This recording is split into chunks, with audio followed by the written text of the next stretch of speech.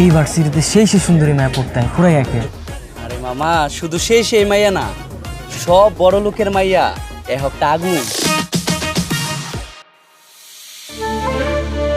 এই মামা দেখ দেখ দেখ, ইস কি যে মাখন রে মামা।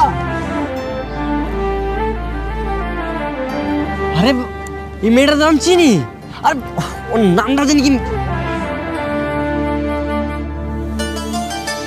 তো আমি যখন কিন্ডারগার্টেনে পড়তাম এই মেয়ের আমি এক ক্লাসে ছিলাম, আর অনেক মেধাবী, ওর রোল এক ছিল। ওর নাম হচ্ছে ওর নাম হচ্ছে বউ। কি করছ বেটা, তাহলে তুই চিনোস?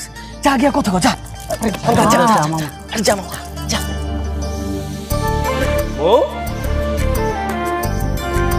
কিরে, কেমন আছিস? তুই কি এই ভার্সিটিতে পড়িস?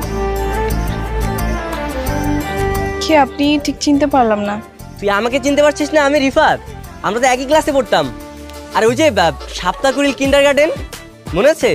আর তুই ভুলে গেছিস একদিন যে তোকে আমি মেরেছিলাম, তারপরে তুই প্রিন্সিপালের কাছে বিচার দিলি? সারাদিন আমাকে কান ধরে দাঁড় করে রেখেছিল, আমি সেই ছেলে।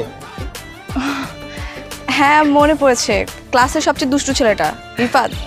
হ্যাঁ হ্যাঁ, আমি সেই। তো এখানে কি, তুইও কি এই ইউনিভার্সিটির? আরে না না, এই ইউনিভার্সিটিতে পড়ি না, আমি তো আইডিয়াল ডিগ্রি কলেজে পড়ি।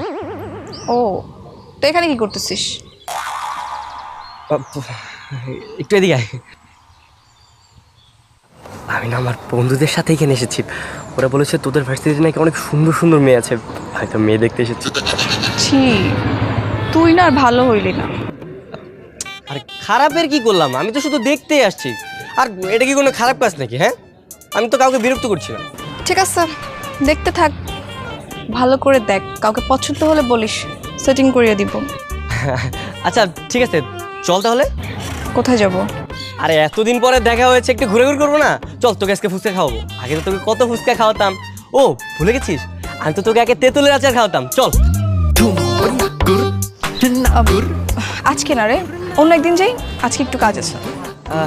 আচ্ছা ঠিক আছে, কোনো সমস্যা নাই, আমি কালকে আসবো। আচ্ছা থাক, এই চল, বাই।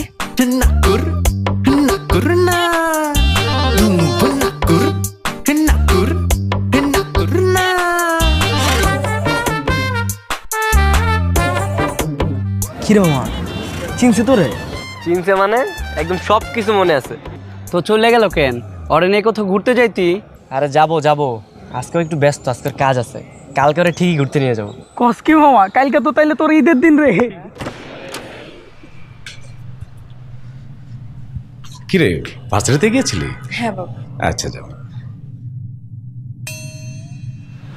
মা শোন, বলো। তোর সাথে একটু কথা আছে। তুই তো কিছু জানালি না, আফ্রিদিকে তোর কেমন লাগলো, তোর পছন্দ হয়েছে কিনা? পছন্দ হবে না কেন বাবা? তোমরা যেমন বলেছো তো সব দিক থেকেই পারফেক্ট, আর তোমাদের কথা তো আমি কখনো অবাধ্য হইনি।